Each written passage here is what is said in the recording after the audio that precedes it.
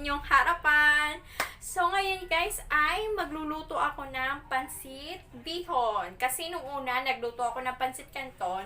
Ngayon naman po, ay pancit bihon po yung aking lulutuin. So, pasensya na sa background. Ngayon guys, ay, yun na nga, magluluto ako ng pancit bihon.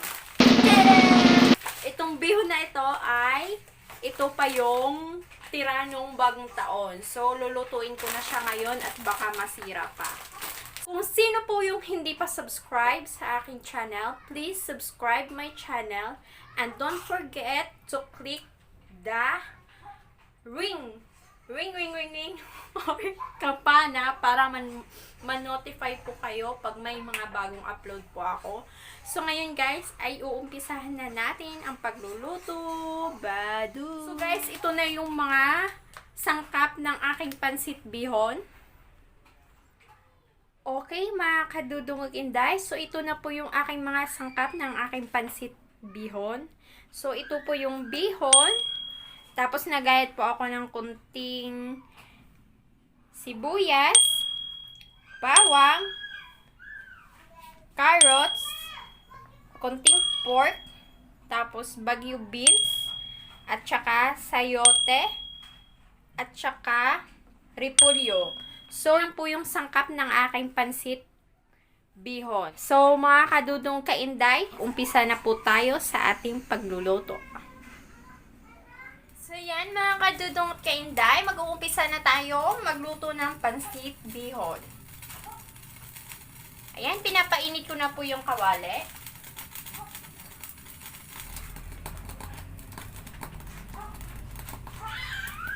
Pag mainit na po yung kawali, lalagyan po natin ng konting mantika.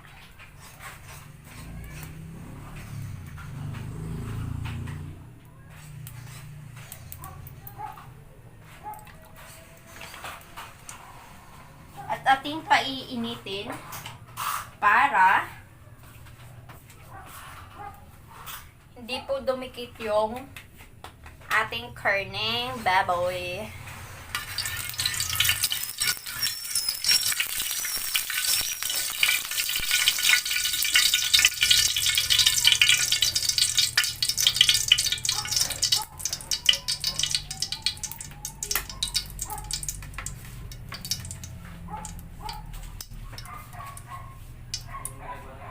Lalagay na natin ang bawang.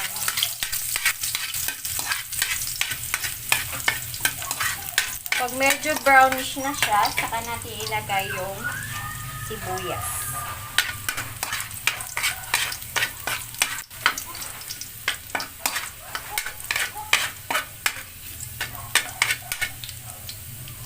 Susunod natin ang sibuyas.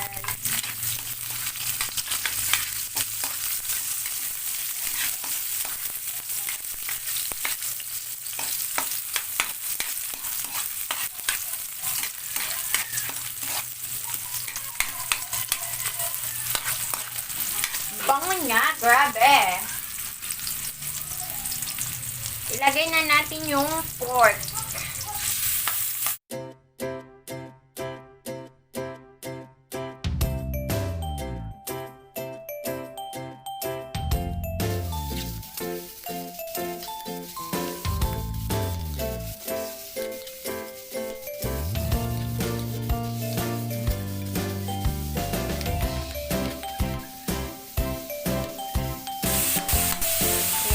Tapos tatakpan muna natin para maluto yung pork.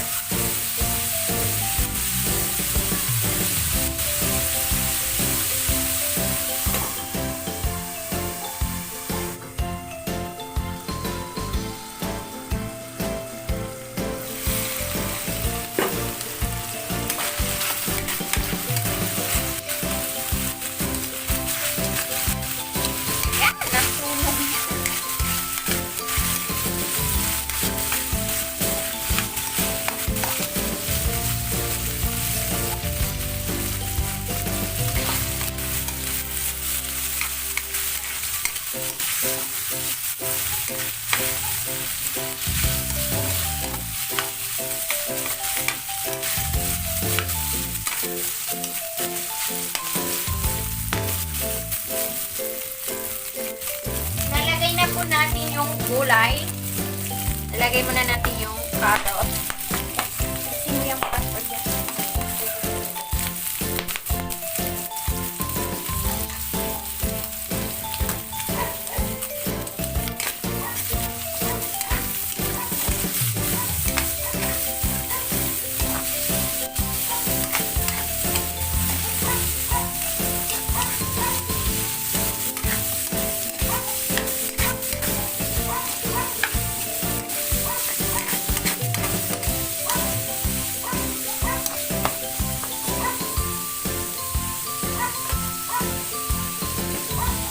Sunod natin ang sayote.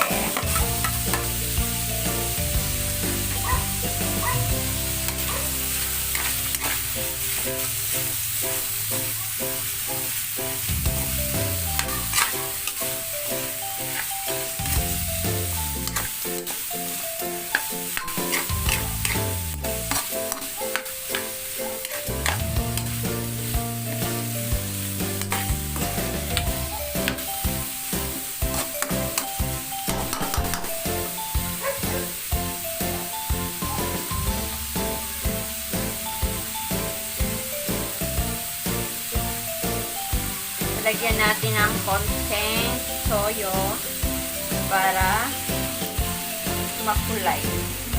Makulay ang pansit. Makulay ang pansit ni Inday. YanYans.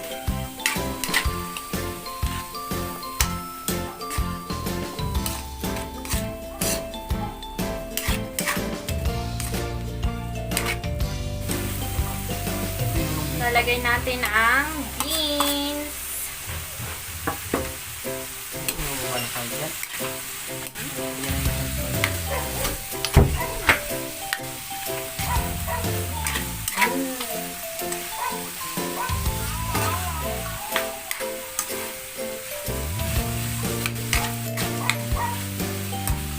Wow! Yummy! Lalagyan na natin siya ng repolyo. Ilagay na natin kasi mabilisan. Wala pa itong sabaw.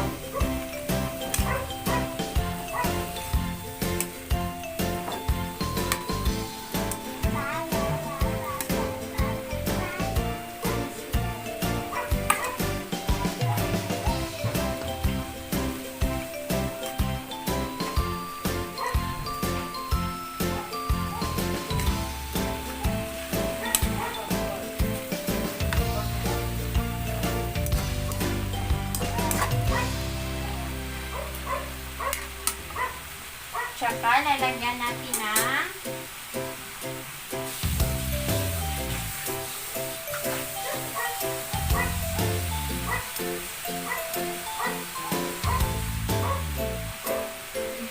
ng tubig.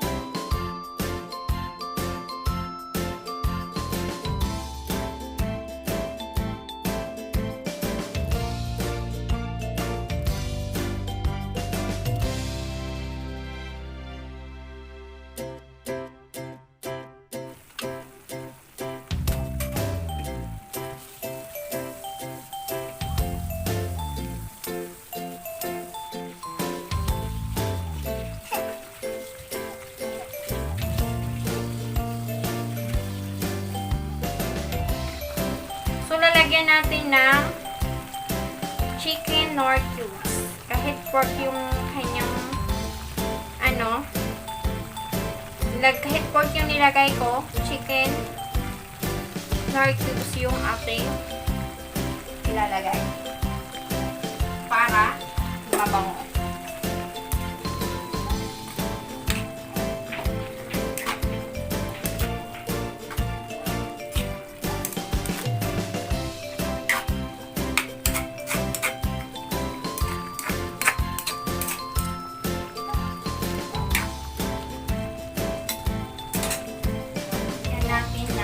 Paminta.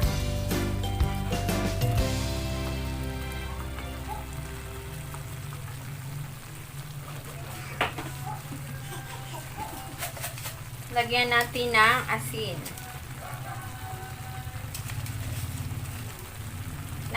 Nakadepende sa atin kung dadamihan natin or konti lang. Depende sa ating panlasa. Tapos konting betchin.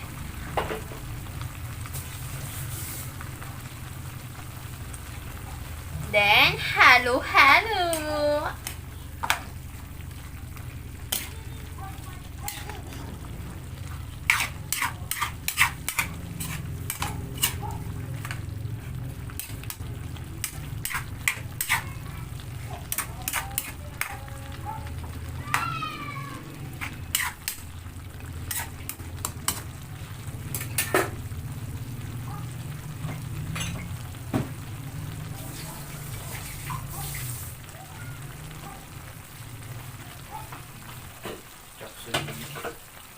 So, yun mga kapatid, magbabawas tayo ng gulay kasi luto na siya.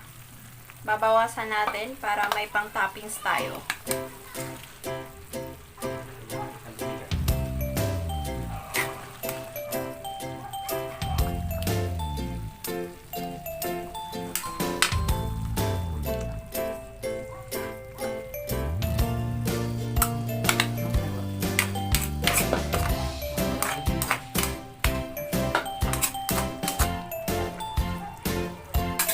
Ilagay natin ang bihon.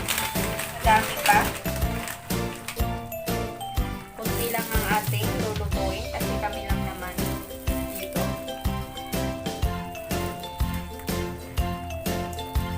Lagyan na natin there.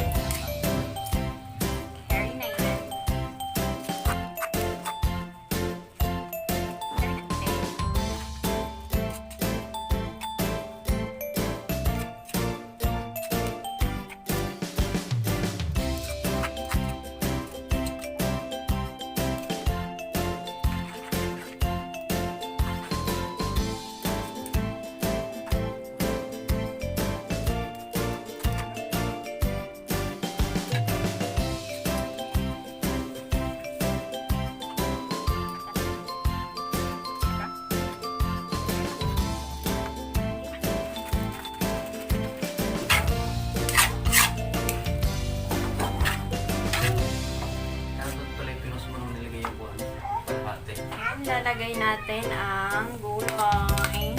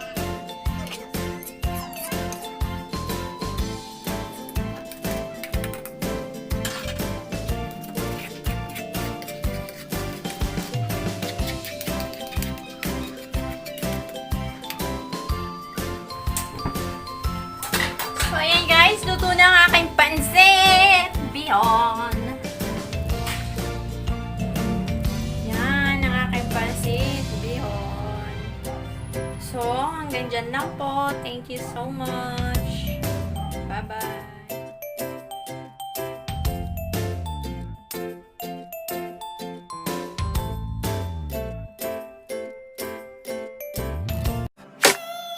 Baby, please, let me love you much.